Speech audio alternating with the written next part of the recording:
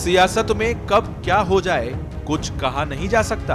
राजस्थान विधानसभा में नेता प्रतिपक्ष गुलाब चंद कटारिया को असम का राज्यपाल बनाना भाजपा की किस भावी राजनीति का संकेत है, इसे लेकर फिलहाल तो कयास ही लगाए जा रहे हैं।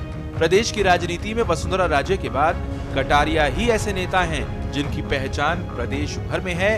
वे ऐसे नेता भी हैं जिन्होंने मेवाड़ में कांग्रेस की जड़ों को कमजोर करने में अहम भूमिका निभाई।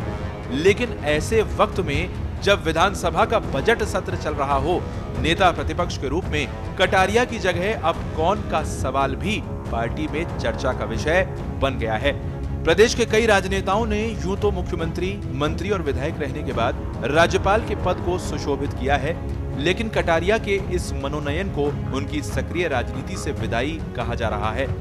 विधानसभा में आज की कार्यवाही शुरू होने के पहले ही विधानसभा अध्यक्ष सीपी जोशी ने सदन में कटारिया को राज्यपाल बनाने की औपचारिक जानकारी दी और सदन और प्रदेश की ओर से कटारिया को बधाई दी। आइए सुनते हैं स्पीकर ने क्या कहा और जवाब में क्या कहा असम के मनोनीत राज्यपाल गुलाब चंद कटारिया ने।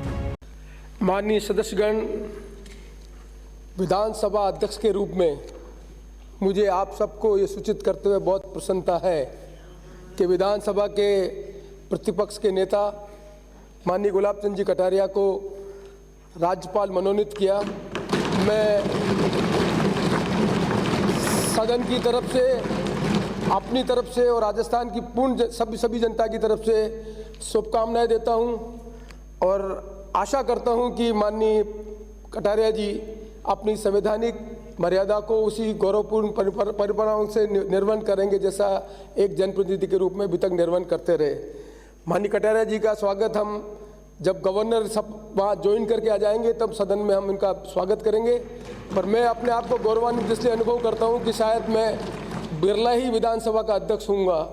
जब विधानसभा चल रही हो और विधानसभा के सदस्य और प्रतिपक्ष के नेता को राज्यपाल मनोनीत करने का अवसर मिला और उनका स्वागत करने का मुझे अवसर मिला, मैं अपने आप को बहुत गौरवान्वित अनुभव करता हूँ। और विशेष तौर पर इसीलिए कि मुझे राजेंद्र जी ने कहा कि आपको ये भी कहना है कि कटारिया जी और हम एक ही महाविद्यालय में पढ़े और कटारिया जी मेरे निर्वाचन क्षेत्र के गाँव देलवाड़ा से हैं, जहाँ हमारे पिताजी अध्यापक के रूप में उन्होंने वहाँ पर अपना जीवन प्रारंभ किया।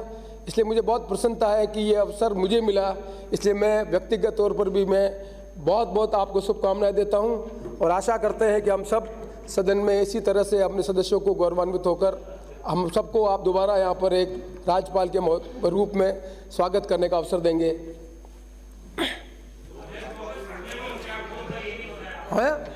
पढ़ने में दोनों में से होशियार, वो जब राज्यपाल महोदय आएंगे तब मैं जवाब दूंगा। माननीय प्रश्न का अध्यक्ष महोदय, वैसे प्रश्नकाल के अंदर समय लेना तो उचित नहीं है, पर आपने और सदन के सभी माननीय सदस्यों ने मेरी इस नियुक्ति पर जो बधाई दी, मैं अपनी ओर से सदन के सभी माननीय सदस्यों का बहुत आभारी हूँ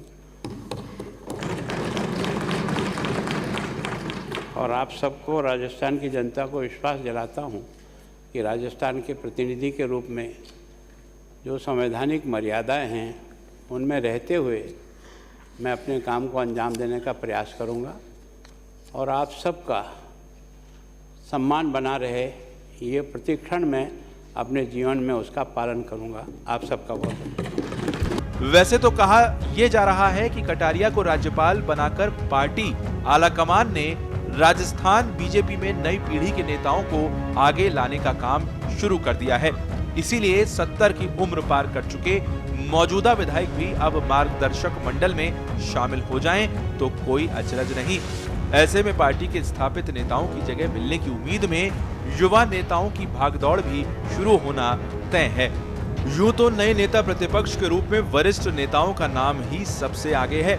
इनमें पूर्व मुख्यमंत्री वसुंधरा राजे, मौजूदा उपनेता प्रतिपक्ष राजेंद्र राठौड़, भाजपा प्रदेश अध्यक्ष सतीश पूनिया के अलावा पूर्व विधानसभा अध्यक्ष कैलाश मेघवाल, पूर्व मंत्री वासुदेव देवनानी, पार्टी के विधानसभा में सचेतक जोगेश्वर गर्ग और मदन दिलावर भी इस लिस्ट में शामिल हैं।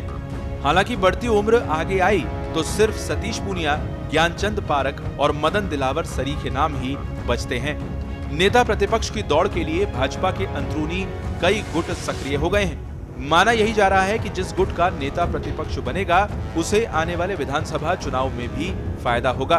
टिकट वितरण में भी प्रदेश अध्यक्ष और नेता प्रतिपक्ष की भूमिका रहने वाली है। अभी बजट सत्र चल रहा है, साथ ही साल के अंत में विधानसभा चुनाव भी होना है। ऐसे में पार्टी जल्द नाम घोषित कर सकती है। वैसे राजनीति की करवट का अंदाजा लगाना आसान नहीं होता, इसलिए कहते भी हैं कि राजनीति में जो होता है वो दिखता नहीं है और जो दिखता है वो होता नहीं है। इसीलिए पार्टी में अभी आलाकमान के अगले कदम का और वसुंधरा राजे के रुख का इंतजार किया जा रहा है। स्पेशल रिपोर्ट, पत्रिका टीवी।